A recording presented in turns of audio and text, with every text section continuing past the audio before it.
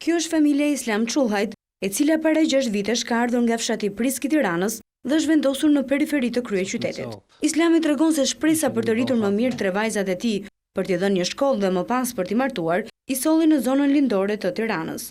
Por në fakt ajo që gjeti ishte papunësia dhe sëmundjet e shpeshta të tij dhe bashkëshortes.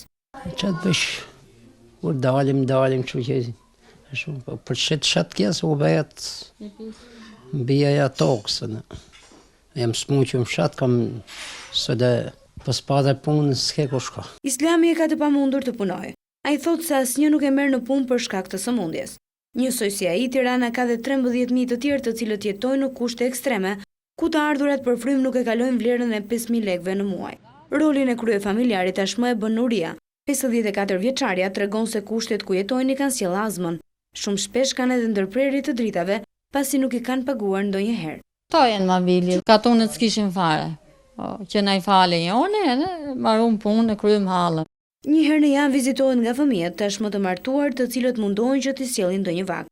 Nuriesi duhet të udhtoj 30 minuta në këmbë çdo ditë që të dalë në rrugën që të nxjerrë në unazën e kryeqytetit për të shitur perime. Kjo këtu mu ka bë me vishi, si u bë të i bajt buzët kraq. Unë tjetër s'mund bëjmë, se kemi mashtë e madhe.